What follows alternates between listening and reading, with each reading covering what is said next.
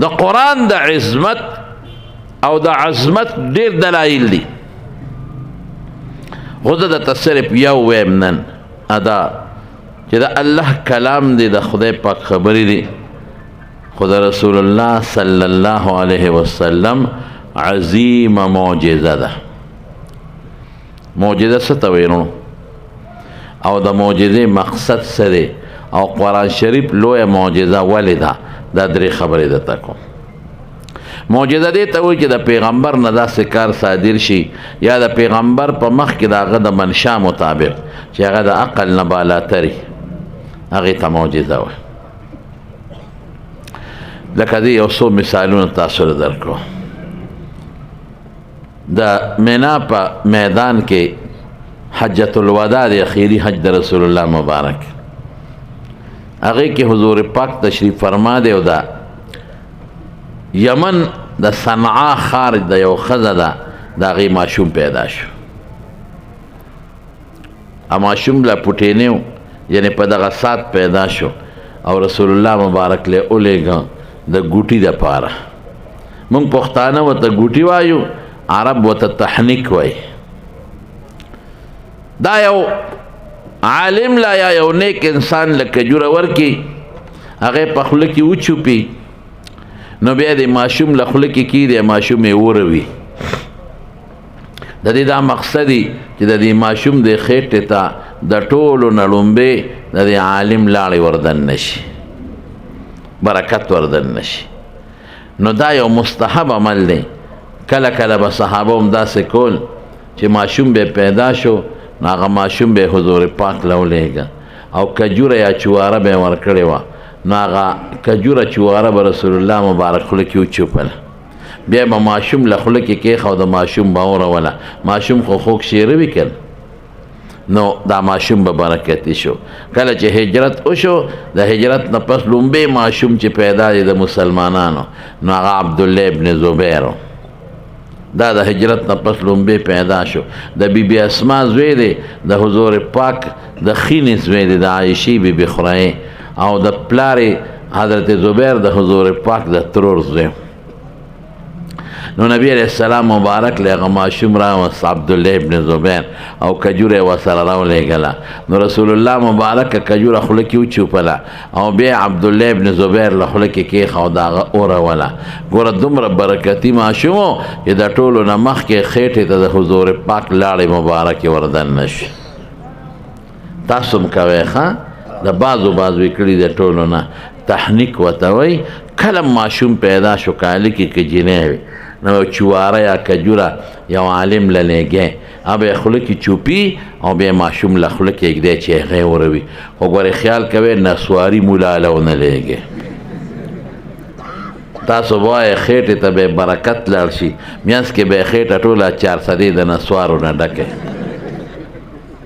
نسوار ښه شی نه دی، خدای م ترې ساته، زما د بلا نه بدي شي نسوار. د حضور پاک اخیری عمل سو یاد دی درته؟ مسواک. دا خو یاد کې اخیری عمل د رسول الله مبارک مسواک، د لاس او د عمل د جوارحو چې وته اندامون. عایشه صدیقه فرمایي وي زما سینې ته ډډه والی وه او دې کې زما ورور راغی عبدالرحمن، و بیده سواک، لاس کې مسواک. نو حضور پاک داسې په شوق ورته وکتل، نو زه پرې پوه شوم چې مسواک غواړي. مې د الله رسوله مسواک ته هم شوق کېږي؟ وایي سر مبارک یې داسې وړکو، ای نعم او. نو ما د هغه نه مسواک راواغېست، ما کلک و کلک. ما وی اولینه لکه یا رسول الله، پوست یې کم درلی نرم کم؟ وی سر مبارک یې وړکو. نو ما په خپل غاښونو کې چکونه پې ولګول، ښه مې پوست که نرم مې که. نو رسول الله مبارک له مې ورکه. وی داسې ښکلې مسواک یې ومږه چې داسې مسواک یې په ژوند کې چېرته نه دی مږلی. او بیا زما له راکه.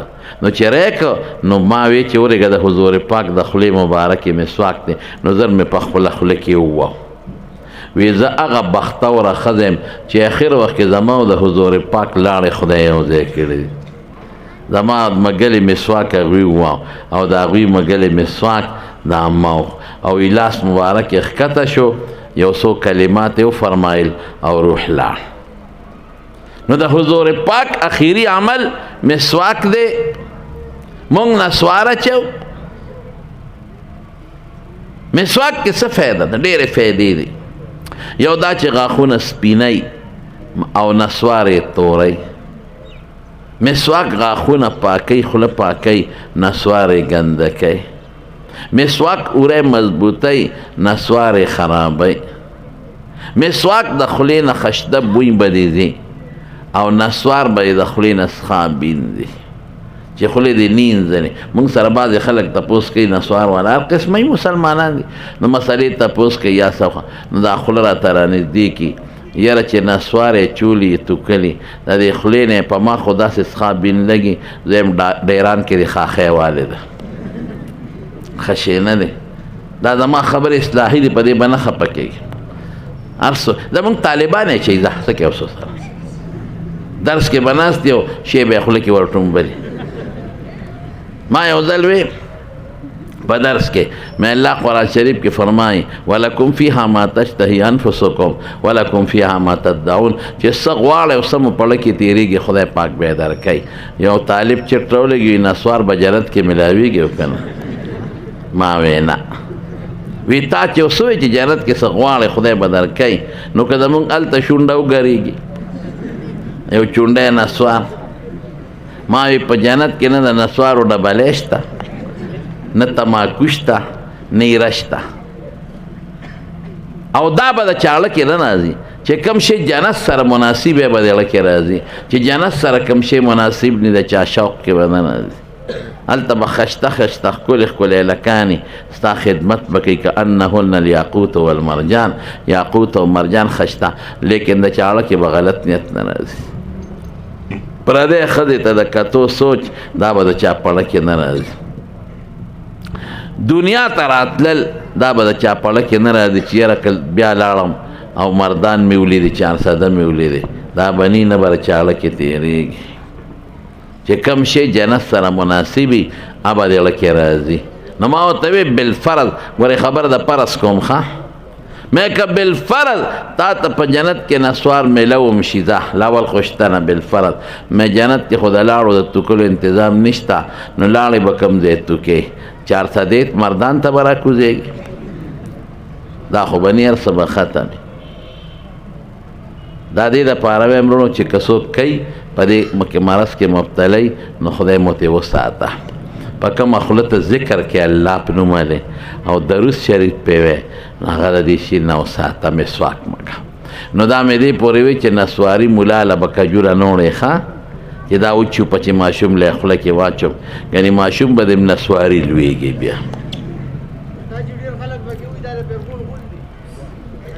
داسې خلکو ویلي فرعون ته ګوره غلو ته یې ګوره هغه به ټیزونه اچول.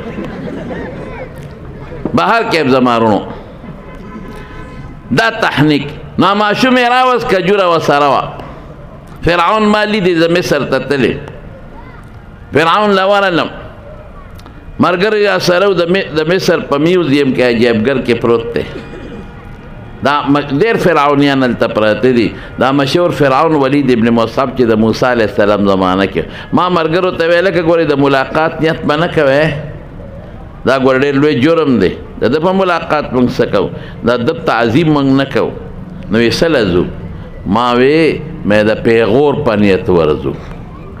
مې او یا کسان چې کافر مردار شو په بدر کې او قلیب بدر کوي کې وغورځول، نو حضور پاک د پیغور په نیت ورغلی. نو چې د ورغلم ورته ودرېدم نو ما یې ټیزه نه پیغور مې ورکړ. تا وی انا ربکم الاعلی، زه ستاسو لوی خدایم.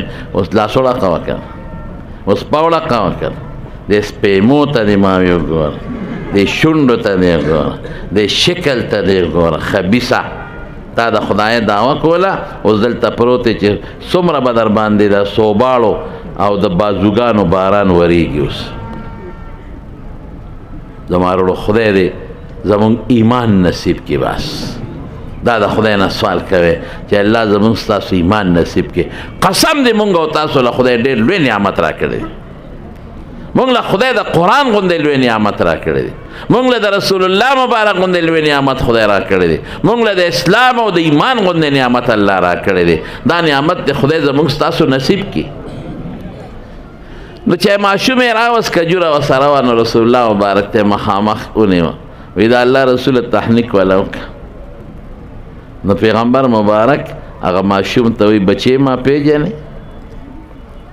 ماشوم سترګې پټې دي. ما پیژنې؟ نو خلک حیران شو چې د خو سترګې پټې دي او نبی علیہ السلام د مور پیم نه دي خوړلی، او پیغمبر مبارک ته تپوس کوي.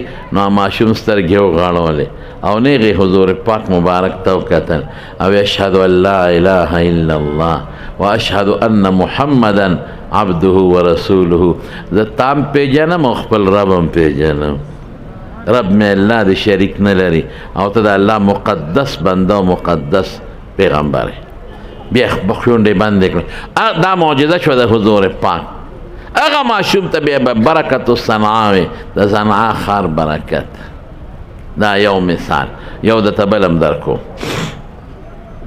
په یو جهاد کې حضور پاک مبارک روانو، یو صحابي اوسې ښکار کړې وه، اوسې زور لګو نبی علیہ السلام ته ځان رانږدې کړ او حضور پاک مبارک نه مطالبه وکړه، ای اوسې دا د خبرې ورسره وکړې، وی ستا د ملګري ښکار کړم د مخامخ غر کې یو غار د هغې کې زما واړه بچي دي، ابه اوږي ما خلاصه کړه چې بچو له پی ورکړم نو بیا به راشم. حضور پاک مبارک ورته وی که ما خلاصه کړه او بیا رانلې، وی داسې قسم به درته وخورم چې د اسمان لاندې او د ځمکې د پاسه به دونه مضبوط قسم بل نی. وی څه قسم خورې؟ وی که زه واپس رانلم نو خدای پاک دې ما د قیامت پر ورځ د حرام خورو په سب کې پاسئ. رسول الله مبارک وی ویښته دې راله وبوږنول، ویښته مې نیغ شو، وی قسم دې دونه خطرناک قسم یې خوړ چې د ځمکې د پاسه او د اسمان لاندې دونه خطرناک قسم بل نشته. وی پرېږې دغه صحابي ته وی اوس یې خلاصه کړه، منډې لاړه غر ته وخته، غار کې بچو له پی ورکړل. دغه ده چې واپس راله او د رسول الله مبارک مخکې ودرېده.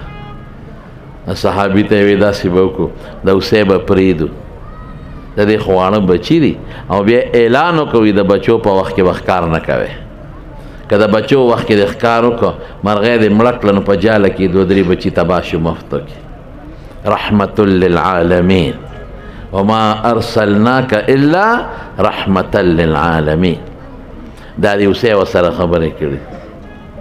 یو سفر دی د حدیبیې، هغې کې اوبه خلاصې شوې، حضور پاک مبارک له صحابه رالل، د الله رسوله 1500 صحابه دي اوبه نشته. د رسول الله مبارک مخکې د څرمن یو لوټه پرته وه،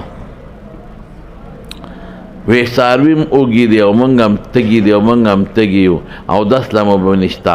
نبي علیہ السلام مبارک ګوتې په دغه کې ورکړې په کاسه کې. صحابي وی قسم دی وی داسې اوبه راخوټ کېدې د ګروتونو مبارکو په دې منځ کې کامثال العیون لکه چینې چې راخوټ کېږي. هغه 1400-1500 صحابه اوبه وڅښلې، مشکونه یې ترې ډک کړل او دسونه یې پرې وکړل او څاروي هم پې سیراب شو. دا معجزه شوه. اوس د معجزې مقصد څه دی؟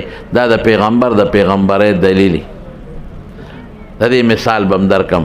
په ترمذي شریف کې حدیث دی، یو بانډیسي راغی او رسول الله مبارک ته کېناست، وی د الله رسول ستا د پیغمبرۍ څه دلیل دی؟ حضور پاک ورته وی ایمان راوړه. وی د پیغمبرۍ دلیل راته وښایه. وی که د اونې غونچک ته اشاره وکړم د ځمکې ته راښکته شي او بیا ورته اشاره وکړم خپل ځای ته ورسي، اوبه منې؟ هغه مې بلکل. حضور پاک مبارک غونچک ته اشاره وکړه، داسې غونچک د ځمکې ویخله راغی، بیا ورته اشاره وکړه واپس خپل ځای ته لاړ. بانډیسي کلمې شهادت وی او خدای پاک مسلمان. د معجزې دا مقصد دی، دا د پیغمبر د پیغمبرۍ دلیل. اوس برونو راشو خپل مقصد ده. قرآن شریف د حضور پاک غټه معجزه ولې ده؟ د دې باندې علماء کتابونه لیکلي دي، وجوه الاعجاز ورته وایي، غټ کتابونه. خو زه راته صرف یو دلیل وایم. قرآن شریف کے اللہ پاک اعلان کئی قل لئن اجتمعت الانس والجن على ان یأتوا بمثل هذا القرآن لا یأتون بمثله ولو كان بعضهم لبعض ظہیرا. زی تکلش ہے دا قرآن شریف پشان کتاب جوڑ کے زی تکلش ہے قرآن شریف پشان کتاب چا جوڑ نکلش بیا فأتوا بعشر سور مثله مفتریات زید لس سورتون برابر جوڑ کے دائم جوڑ نکلش. بیا وتسوي وإن كنتم في ريب مما نزلنا على عبدنا فأتوا بسورة من مثله وادعوا شهداءكم من دون الله إن كنتم صادقين. زید یو سورت برابر رکوٹی سورت کوثر برابر جوڑ کے. ټول کافران نن د مسلمان دشمن دے، نن اربونه ډالر د مسلمان په دشمنه کې لګئی، لیکن د قرآن د یو رکوټی صورت مقابله نه وکړو نو به وکړی شي انشاءالله نشي جوړول. قرآن کې چې کم جامعیت ته، قرآن اجتماعی انفرادی زندگی مونږ ته ښیي. قرآن زمونږ دپاره نظام حیات او قانون دی. داسې راکوټې نه صرف تلاوت مونږ کوو. قرآن کې د تیر شوو قومونو راتلونکي ذکر دی، د دنیا ذکر، د آخرت ذکر. سړی مړ شي مال به څنګه تقسیمه، جرایم وشي د هغې سزا به څنګه ورکې، تعزیراتی نظام ټول پکې موجود دی. ټول تعزیر، حدود، قصاص، معشوم سره به څنګه ژوند تیری، مور پلار سره به څنګه ژوند تیری، ستر او حیا او پرده به دې څنګه یو راکوټی صورت جوړ کې د قرآن په شان تر ننه پورې چا جوړ نه کړی. او زه راته د قرآن یو جمده معجزه ښیم او موجوده راته ښیم. په امریکا کې یو هلک او یو جینۍ اوسېدل، اوس هم شته. هغه هلک پاکستانی او جینۍ امریکانی وه، دواړه په یو سټور کې بابوګانو، یو بل سره دا دوستانه وه، ګرل فرینډ او بوای فرینډ. دا شی هلته ډېر دی، ټول یورپ کې شته. او د دې موبایل د برکت نه اوس دا شی دلته ورو پیدا شو. دا موبایل ډېر مبارک شی دی، دا به د جنت ته رسوي. او کنه دا چې چا سره په جیب کې کنه بس دا نیغ به تا جنت ته رسي، بل خو نه بودی. د دې موبایل د برکت د نن د هلکانو د جنکو یو بل سره یارانې شروع دي. دې موبایل دنیا بې عزته کړه، د مارونو دا ښه استعمال کې خراب به استعمال. کشر کل د موبایل د لاسه تباه دی، تباه. جنکې د موبایل د لاسه تباه دی، غر کې ټول ورځ د هلکان جنکو سره او جنکې هلکانو سره په موبایل خبرې کوي. او اوس خو لا نیټ دی، اوس خو یو بل ته ښکاري. مه کوئ ګورې زما ومنئ د مارونو په خپلو لوڼو دا مینه مه کوئ چې مو غټ موبایل ټچ ولا مالی. څنګه چې هلکان په ټچ موبایل د جنکو تصویرونه او بربند فلمونه ګوري، دقسې جنکې په دا ټچ موبایل د هلکانو بربند تصویرونه او فلمونه ګوري. دا د بې حیایي شي جنکو له مه ورکوئ. زما ومنئ ګورې ارمان به کوئ بیا بلکل چې ورنه کړي. یو بل سره پخوا به د غوږ خبرې کولې څنګه او خیم، اوس یو بل سره ویډیو کال باندې لګي خبرې کوي. تا ته څه پته لګي؟ یعنې زه ته لږ ولټوه، ته د زوی موبایل راواله وایې ته ما ته کولاو که. خلک پې پیږي، هغه چې څه پې کړي هغه پکې راځي. یا د لور نه راواله وایې ما ته کولاو که، وښایه چې ته پته ولګي. ټوله ورځ هلکان جنکې په پیکجې واچي او پې لګیایي، په زول پې لګیایي. هلک به هغه مقبره کې قبر ته ډډه والي او سر باندې به یې څادر اچولي چې په لاره ته ځې. هلکه وایي پیر صاحب نه وظیفه اخیستې را هغه پخی. وظیفه نشته، چا سره لګیا دی. جنۍ به کور کې ناستی په مصلا او په سر به یې څادر اچولي. او مور یې وایي مراقبه ده. مې ته څه خبرې چې چا سره مراقبه ده؟ زما قسم په خدای د دروغ نه یم، زما ګورې خبرې اصلاحي وي خفه کېږې به نه. د دې موبایل د لاسه ډېرې د حیا کورنۍ بې عزته شوې. ډېر هلکان د موبایل د لاسه لارو کوڅو کې مقبرو کې مړه پراته دي. هلکه مړې دلته پروت دی، لاس پې تړلي، سړی دا چا څوک دی؟ دا د جنکو مسله دا خطرناک شی وي. موبایل ښه شیم دی، نیکۍ له استعمال کا. د علماء بیانونه پې واوره، تقریرونه پې واوره، درسونه پې واوره، غلط مې استعمالوه. صحیح استعمال کا. بهر کې زمانونو د هلک او د جنۍ یو بل سره هغه ریلیشنشپ څه ورته تاسو وایئ بوای فرینډ او ګرل فرینډ دوستانه وه. د هلک د جنۍ ته وایي وایي ما سره واده وکړه او جنۍ ورته مور پلار سره به سلا وکړم. اگر چې هغه د مور او پلار د سلام ضرورت نه لري خو هر قسمه پکې شته چې جنۍ مور او پلار سره مشوره وکړه نو مور پلار ورته بچی ستا خوښه ده. خو ګورې دا پاکستانیان لږ دوکهباز غوندې دي نو هسې نه چې دنه فایده والي او بیا د چېته پرې نه دی. مونږ خو دا نوم ګټلی دی که نه زمونږ صاحب بار پاتې شوی تپوس ته وکړې بار مونږ غټ نوم د دوکې ګټلی دی. زه تللی یم ډېرو ملکونو ته ازبکستان ته مصر ته تاشقند سمرقند دا مې کتلی دي بحرین سعودي او د عرب ممالک په ډېرو ملکونو ګرځېدلی هلته د نوم ښه مضبوط ګټلی دی. روس کې ماته یو ډاکټر وی هلته سپلای پالش کوي په مشین دا شته د ازبکستان کې ته ما په خپله کتلی دي مشین کې به سپلای بوټ ورکړي بوټان زیات استعمال د بوټ دی بوټ به پالش کړي درته نو به یې غورځوي نو بیا به دویم بوټ پکې کېدی به ځان ته راکاږي نو د هغې خپله سکه ده چې هغه سکه په مشین کې واچې نو بوټ به ته راوغورځوي بغیر د سکې نه لومبې راغورځوي دویم ونیسي ته مشین ته پته چې یو په یو خو څوک نه ګرځي. پاکستانی څه چل کړی هغه دلته کې بوټ ورکړی دی دې مشین کې آیا والا پالش کا خو لومبې خو راغورځوي که نه نو بیا تللی دی نو بل بوټ یې بل مشین کې ورکړی دی نو لومبې دی هغه یې هم راغورځولی. اوس چې روسیې راغلی دی مشین کې بوټ ورکړی دی چې پالش کې لومبې یې ترې نیولی دی او خدای مشین خراب شو دا خو لومبې نه نیسي دا خو دویم نیسي دی خو لومبې ونیوه. اوس مشین خو خبرې نه کوي چې ورته وایي چې هغه لومبې را باندې پاکستاني پالش کړی دی. پخوا به څه چلو سعودي کې زه درته وایم سعودي کې پخوا هغه بوتونو هغه غټې روپۍ به هم پکې اچولې هغه روپۍ به دې ور واچوله ریال او په خبرې به دې کولې خو چې روپۍ به بنده شوه خبرې به بندې شوې دی به څه چلو که دی به په روپۍ کې یو کې به یې سورې کړې او تار به یې پکې اچولې د پاسه به یې پې اچولې او په ګېټو خبرې به یې کولې چې خبرې به خلاصې شوې امزې به یې راښکا ټولو روپۍ به واپس راووتې دې ته چل وایي. نو په دوکه ښه شی نه دی حضور پاک زیات زور په دې راوړی دی من غشنا فلیس منا چا چې زما امت سره ټګي وکړه دا زما په طریقه نه دی روان. مونږ هر شي کې ټګي کوو مساله چای دارو درمل پی خو سوچه زما په خیال چې ولې بیږي د سوچه پیو خو ولې بیږي ولې ما په خپل یو بوډۍ ښځه او پی به هم ته اخېستل سهار مانځنه به راتلم ما به لومبې د هغې نه پی راواخېستل نو ما ته کور یو ځلې وی دا پی نري شوي دي ورته ووایه ما ورته وی ترورې پی خو ډېر زیاته نري شوي دي دا ګوره لږه ګزاره که اوبه پکې ما چوه ما ته یې ولې اوبه پلیتې دي څه مې زه خو یو دس لا نوړم چې اودس پې کوم د پاک پلیت خبره خو مه کوه اوبه خو ما کره کور شته که نه یاره وي د ما دې قسم یې که ما پکې اوبه اچولي کور مې ګوره هغې غریب قسم وخوړ تاسو وایي اوبه دي پکې وایي دا ټیک وایي وایي دا په پیو کې اوبه نه اچي دا په اوبو کې پی اچوي دا ول اوبه اچي پاسه پې میخ میخه لشي.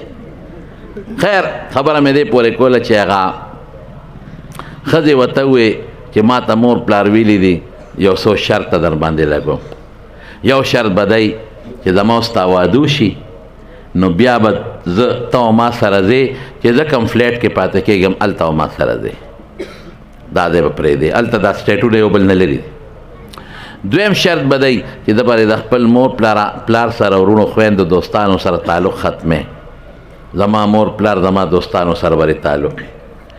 دریم شرط به دی چې ما به د اتوار پر ورځ چرګ ته بوځې زه به خپل عبادت کوم که ته راته بار کښېنې او که دند. او څلورم شرط به دی چې ما ته به دا نه وایي چې مسلمانه شه زما د اسلام نه ډېر لوی نفرت دی زه به تا ته دا نه ویم چې عیسایي شه ته ما ته دا نه وایي چې مسلمانه شه ستا خپل دین زما خپل دین کې به د یو بل ګوتې نه وو. هلک وایي جنۍ مې خوښه وه واده مې ورسره وکړ د واده نه پس څو ورځې دا ما سره په پلیټ کې اوسېدله بیا د شرط مطابق ما کډه واغېسته دا بل ځای اوسېده هلته لاړم شرط مې پوره کړ او دې زما د موبایل او د ډیری نه زما د مور پلار دوستانو پتې ډیلیټ کړې ختم د دې لپاره ما هر څه پرېښودل، مور پلار وروڼه خویندې دوستان مې قربان کړل، بس خوښه مې او هر اتوار به مې چرته بوتله دې بدن نه د بایبل انجیل شریف تلاوت کو. زه به ورته کله دننه ناست وم کله بار، بیا به مې موټر کې راوسته. ما به دې ته د اسلام خبرې نه کولې، دې به ما ته د عیسایت خبرې نه کولې. زما د دې ډېر ښکلې ژوند تېرېده. وی 3 کاله زما د دې ژوند تېر شو. وی 3 کاله پس یو ورځ سټور ته تللی وم او د دې چوټي وه. سهار به تلو، ما به ګاډي کې به وتلو، بیا به راتلو، د دې چوټي وه او زه لاړم. وی چې مازدیګر واپس رالم نو دې فلیټ صفا کړی و، خاکرو به یې راوستی و، صفایه وانه ټول ډسټینګ دا فلیټ هر څه یې صفا کړی. وی مې چې ښځې تا جوړ نن صفایي کړې ده. وی یو زما چوټي وه نو ما سړی راوست، دا فلیټ پې جارو کو، صفایي مې وکړه. چې څومره فالتو کاغذو یا ډایجسټ او یا څه ډیرانې میریانې زما دې ښځې هغه ډیران ته غورځولې. هلته ډسبیل ورته وي، د فلیټونو میانځ کې یو ځای وي، هلته یې خلک غورځوي، بیا د کمیټې ګاډي راځي هغه وړي. څه جاتیاتي اخبارونه او فالتو څیزونه یې ټول لاندې غورځولي. وایي چې ما وکتل زما په شوکیس کې یو قرآن شریف پروت و، په رومال کې تړلی. وی هغه قرآن شریف نو. ما ښځې ته وی ښځې دلته یو شی په رومال کې نغښتی و انشته. وی هغه خو تا 3 کاله کې ګوتې نه وې وروړی او دوړې خاورې پې پرتې وې، نو ما پې پالتو شي ګمان وکړه چې خاوند اجت مې نشته، نو چې پالتو څیزونه مې ډیران ته غورځول، امې م پکې غورځولی دی. وی چې دا مې واورېدل، دا هلک وی دې زړه مې یو ټک نارې کړی. زما وروڼو مسلمان که ډېر هم کمزوري، خو د الله او د قرآن او د پیغمبر په بېعزتۍ به دله خامخا غوسه راځي. اړه خو بیا خفه کېږي که نه. اوس که یو سړي چېرته تاسو ته وي خدای مکه چې پلانکي دی کې د قرآن بېعزتي شوې ده، نو که چاله قرآن په ناظره ورځي که نه مونځ کوي که نه کوي، خو زنده‌باد مرده‌باد کې او مخکې روانې. دا د اسلام نښه ده په زړه کې. وایي چې دی راته ووې زړه مې یو ټکه نارې کړه. حالانکه وی ماله قرآن نه راته، دا هلک وایي ماله مونځ هم نه راته، وایي ماله کلمه هم نه راتله. ما چې د په ژوند کې روژه نه ونیولې، ما مونځ راته نه، یو اختر او بل اختر ما مانځله تلم، اب هم د دوستانو د ملاقات په غرض تلم. مونځ نه راته د اختر، خو یاسې سترګو کې مې خلکو ته کتل چې هغوی به سنګپوټ بیټ کو، هغه چل به مام کو، هېڅ کلمه ته به نه راتله. خو چې او قرآن شریف دا مور را کړی و، ما رومال کې نغښتی و. وایي چې دی ووایي نو ما غروال هغه 14 و 15 چت ته رالم، هغه ډسبیله ډیران مې کته. وی دا ښه وه چې د کمیټې ګاډي نو راغلي، خو خلکو به د پاسه نور ګندونه هم غورځولي. امې لټول قرآن شریف پکې راووت. وی چې راووت ما ته یې هغه رومال لرې که، دا خټو لیت پیت دا ښه وه د قرآن پاڼو ته نو رسېدلې. رومال مې لرې که، قرآن شریف مې را واغېسته او د خپلې سینې پورې مې جوختونې وه کلک. بے اختیاره جړه راله، ډېر مې وجړل او سلګۍ مې ووالې او ما وی ای قرآنه ته خو ډېر مظلوم یې، نن خو تا سره ډېر لوی ظلم وشو. قرآن دا خو زما د برکته تا سره ظلم وشو که نن به زما رب څونه خپی، نن به فرشتو څونه جړاګانې کړي، نن به د کائناتو څومره جړاګانې کړي. دا قرآن چې دا 14 و 15 چت نه راخطا کېده، دی وخت کې به الله څه وي، دی وخت کې د الله فرشتو به څه وي. الله دا د قرآن مظلومیت زما د زړه ته پرېوت. او دا قرآن کله شونډو ته نیسم ښکلوم، کله سترګو ته اوچتوم او کله سینې پورې جوخ نیسم. ما وی هو دا زما د لاسه نن د قرآن بېعزتي وشوه. که ما د قرآن له ګوتې وړې وې اسې مې راغښتې وې نو زما د ښځې به نه وغورځولی. دا سلګۍ وام جړه راله او دا قرآن مې سینې پورې جوخ نیولی دی او وایم چې زما دا ښځه په خپل دین څونه کلکه دی، دا د خپل انجیل شریف څونه قدر کوي. دا په ما په واده کې شرط ږدي چې ما به هر اتوار بوځې چرک ته او زه به خپل کتاب لولم او زما دا حل وی دا قرآن مې سینې پورې جوخت ونیوم او بره راوختم. وی چې راوختم او په خپل فلیټ ور دننه شوم، وی دې ښځې مې رامنډه کړه او ما ته راتر غاړه وت او زما نه زیاتې سلګۍ دا وی. او دا ښځه مې چغې وی او ما ته وی سړیه بایګاډ د خدای په نوم ما به معاف کې، ما معاف کا. ما ستا د مقدس کتاب بې عزتي او هتک کړې، ما معاف کا. ما ورته وی چې ښځې غلطي ستا نه ده، غلطي زما ده. که دې 3 کاله کې دې له ما ګوتې وړې وې او دې 3 کاله کې دا ما راغشتې وې، ما ښکل کړې وې، ښکلول خو لا لویه خبره ده. که ما اسم دا راغشتې وې ما تې دوړې څنډلې وې نو تا به نن دا لاندې نه غورځولې، خو دې 3 کاله کې دې له ما څه توجه ورنه کړه. په دې 3 کاله کې دې نه ما دوړې ونه څنډلې نو تا ځکه غورځولې، د پالتو شي ګمان دې پې وکړه. وی ښځه راته وایي چې نه غلطي زما ده، باید پکار ده چې ما تا نه تپوس کړو چې سړیه دې ته د ضرورت شته او که دې نشته. نو که ضرورت و نو بیا به ما نو غورځولې، تا به نه وې غورځولې.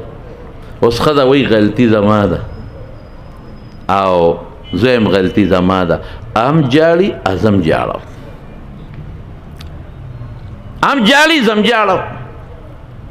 وی دې درمیان کې دا ښځه ما ته ویې سړیه ما خپل سکالر لبوز خپل ملا له ما مسلمانه کا،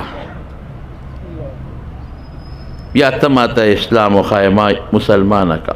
وی ما وی چې ما خپله مسلماني نه ده زه تا ته څه اسلام وښیم. وی ما خپل سکالر لبوزه او دا جاړي. وی ما ورته چې ښځې تا چې په ما شرط لګولی چې ما ته به د اسلام خبره نه کوې، وی بس هغه ورځې تلې راغلی دي، زما زړه کې انقلاب راغلی دی. زما هغه زړه نه دی پاتې چې مخکې و، د زړه دنیا بدله ده،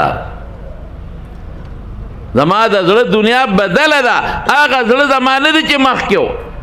زر د خدای په خاطر ما مسلمانه کسا رانه نه خیږي. دی قرآن بې عزتي کړی دی، نه معافي غواړم، دی له زه ګوتې نه شم وړی تر څو چې زه مسلمانه شوی نه یم، د خدای خاطر وکړه.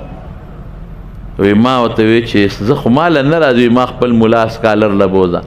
وی خیر راکوس شم زم جاړم دام چې الخو وایې ولې مسلمانېږې. وی ته راځه په لاره درته ویم، ګاډۍ مې سټاس کې دا مې کېنوله، اوس ملا صاحب له ځو. وی دا ما ته بار بار وي او جاړي سمه او ما ته وایي چې زر ګاډۍ ځغله وګورې سا رانه ونه خېږي، شابه زر مې رسه وګورې، ایمان نه بغیر مړه نه شم ګورې، ځان زر سره سوا سپیډ وهه. وی ما چې ښځې پوی خو مې که ولې مسلمانېږي. وی چې تا ما نه تپوس وکړو چې دلته یو څیز دی څه شو؟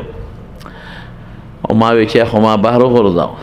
دغې وخته پورې ما ته پته نه وه، ما دا یو ډایري ده څه شی به وي د کاغذونه به وي، خو چې تا منډه کړې ما وی د خاوند څه قیمتي شی مې جوړ غورځولی.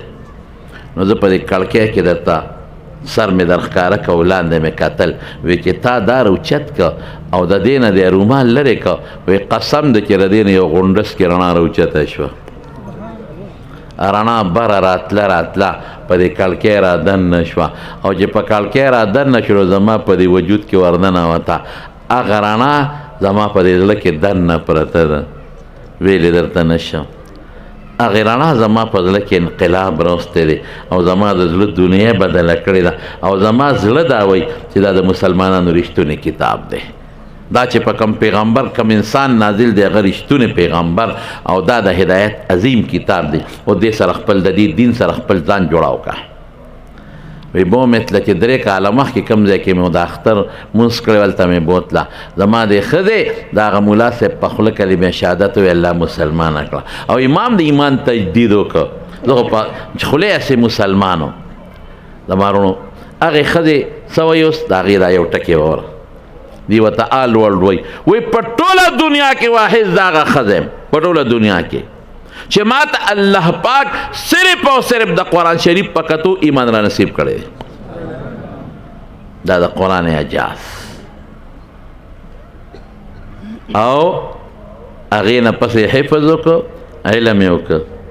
خاوند هغه حافظ دی او عالم دی، او نن په امریکا کې ځان له خپل مدرسه اسلامیک سنټر جوړ کړی، او زما په وجه الله پاک په بېشمېره په زرګونو زما او د خاوند په لاس باندې الله غیر مسلم مسلمانان کړل. نو د مخکې ورځو کې پېښور ته تللم، یو بارګین دی په دې رنګ روډ باندې، دا هلک را سره دا ګواه دی، زما د ډرایور هم ګواه دی. ما بارګین والا زما دوست دی، هغه بچي په امریکا کې دی، او دی هم داسې کله کله 2-3 میاشتې پس امریکې ته دی میاشت تېری. نو ما ته وایي ستا بیان مې اورېده، وایي زوی مې لګولې ولته، وایي ما ته مې زوی چې بابا هغه مدرسې ته دی نه بوځم، شیخ صاحب چې بیان کړی دی. موږ په خپلو سترګو لیدې ده. هغه څه سټیټ یادو ټیکساس دی که څه شی دی وي هلته دا اسلامک سنټر دی. د مارونو قرآن د الله پاک عظیم کتاب دی، موږ تاسو له الله را کړی دی. دې قرآن سره خپل تعلق وساتئ، تلاوت وکړئ د قرآن شریف، خپل بچي د قرآن حافظان جوړ کړئ، د قرآن علم زده کړئ او بچي عالمان کړئ. د قرآن اهل القرآن چې څومره دي عالمان او حافظان، د هغې قدر وکړئ، د هغې احترام وکړئ، د هغې عزت وکړئ. قسم دی چې د دنیا او د آخرت کامیابي په دقه قرآن شریف کې ده. موږ نن ځان د قرآن نه لرې کړی دی، نن بس موبایل دی او موبایل دی موبایل دی، بل کار زموږ نشته. پخوا به خلکو سره جیب کې تسبیح وي چې ګوتې به یې در نه کړه جیب ته، هسې چې ته چابیانو پسې او په تسبیحو به یې لاس ولګېد، خدای به ورته یاد شو نو ذکر به یې شروع کړو. جومات کې چې به مونځ وشو سار او مازدیګر نو خلکو به ستنو ته ډډې والې دي، بوډاګانو او ځوانانو، او تلاوت د قرآن شریف به یې شروع کړو. اوس چې لاس جیب ته ومنډي په موبایل یې لاس ولګي، بس راوی بس که مولا دی په جانماز غم ډډوي او کش یکش و کشن لاس پې راکاږي، او که مقتدي دی هم دیوال ته ډډوي هغه هم دقه کش کش کوي او لاس پې راکاږي. ښځو سره موبایل، سړو سره موبایل، جنکو سره موبایل، د خر ګاډۍ والا سره موبایل، د ټریفک سپای سره په چوک ولاړ موبایل، ګاډي جنګیږي خپل کار دی کوي. افسر ته به سړی ولاړي فیل به لاس کې لیوي هغه لګیا دی په موبایل، ډاکټر ته به ته په خېټه به درد دی دارو راته ولیکه لګیا دی په موبایل کې. دا په کم طرف قوم روان دی امت؟ ما ته خو دا دجالي فتنه ښکاري، دا خطرناک شی تی بل نشته. مهرباني وکړئ دا کش ورکول چې څومره دا هلکان دا نوجوانان دا زموږ بچي دي، زړه مو پرې دردېږي. دې ټولو ته د ماره طرف نه دا نصیحت دی چې نن نه پس به موبایل غلط نه استعمالوي انشاءالله العظیم. هلکه لاس اوچت کړئ را سره انشاءالله ورسره ووایه. ټیک شو؟ د غوږ او د خولې او د سترګو ګناه به پرې نه کوو. نافع وی عبدالله ابن عمر رضی الله، دا نافع عبدالله ابن عمر خاص شاګردانو کې دی، ډېر لوی سړی دی، ډېر لوی سړی. وی عبدالله ابن عمر سره روانم، یو ځای کې ډنګ ډنګ کېدل وادو، غوږ کې ګوتې ومنډلې. وی چې څه منځې لاړ ګوتې وویستې، بیا ډنګ ډنګ راته، بیا پکې ګوتې ومنډلې. وی چې څه منځې لاړ 3 ځله بیا ګوتې لرې کړه، ډنګ ډنګ راته، بیا ګوتې ومنډلې. چې څه منځې لاړ ګوتې وویستې، ډنګ ډنګ نه راته. مې دا دې څو کړل حضرت؟ عبدالله ابن عمر رضی الله عنه راته وی چې قسم دی که حضور پاک مې په دقه طریقه نه وي لیدلی دا چل به مې نه وی کړی. ډنګ ډنګ چې به کېدل رسول الله مبارک به غوږونو کې ګوتې ومنډلې، نو هغې به د دې ډنګاري د وجې غوږ کې ګوتې منډې چې واو نرو. او نن موږ د ډنګارو د اورېدو دپاره غوږ کې هغه شیدونه منډو چې ښې واورو. داسې ده که نه ده؟ دا ټول او په زول خبرې پې کوي، وخت ضایع کوي. ما د یو سړي ټلیفون وکړی رموده شو چې ما مسلې تپوس جواب یې ورکړ، وی جمه بنده وه. مې وایه بله نه نه، وي ما پیکج اچولی دی، دله کلې ورکړه. بچې زه خو ستړی یم او نه ده که نه ما پیکج اچو چې بند نه کړې، ګورې بند نه کړې. مې بیا ماسخوتن کوه چې زه په بالغ مې سر یې ښه ودي، بس دا به غوږ ته ماشوم نیولي، مونږ خو بیا لاس هم کار نه کوي، ستړی یم. څنګه زه ورته یم ښه یم، بیا څنګه بیا هم ښه یم، نور څنګه نور هم ښه یم. ښه نو ښې او که نه ښه یو که نه، ښه نو طالبان ښه دي خدایه، دا بس مونږ هم اجمال دله راولو او ښه دي. ښه نو مدرسه هم ښه ده، ښه نو بیا څنګه یا خدایه بس یې که بس یې که ښه یو که نه، واړه ښه دي خدای پاک. اوس څه کېده فضول خبرې، پیسو نه خلک خلاص کړل، بې ځایه بلا پیسې. که دا په موبایل پیسې تاسو مدرسې له ورکړي دا ټوله مدرسه به چلېږي. د نسوارو پیسې او د موبایل پیسې که دا هر چا خپل محله کې مدرسې له ورکړي بس د مدرسې چندې ته حاجت نشته. او بیماری در کې پیدا کړه، دي لهرونه ګورې ډېر لوی تاوان رسېدي دماغو ته. د حیا نه خلک خلاص کړل، وخت یې ضایع کړ، بیماران یې کړل خلک، د قرآن د تلاوت او د ذکر نه خلک وویستل. نو مهرباني به کوو که خیر انشاءالله. نن نه پس به دا کشر کل دا ما خبرې ګورې اصلاحي په دې به نه خفه کېږئ. د نن نه پس به موبایل غلط نه استعمالوي انشاءالله، نه به استعمالو. د علماء بیانونه درسونه دا پې واورئ، ترجمه پې واورئ، ښه څیزونو کې استعمال کړئ او غلطو کې مې استعمالوئ. الله دې دې مدرسې له ترقي و برکت ورکړي.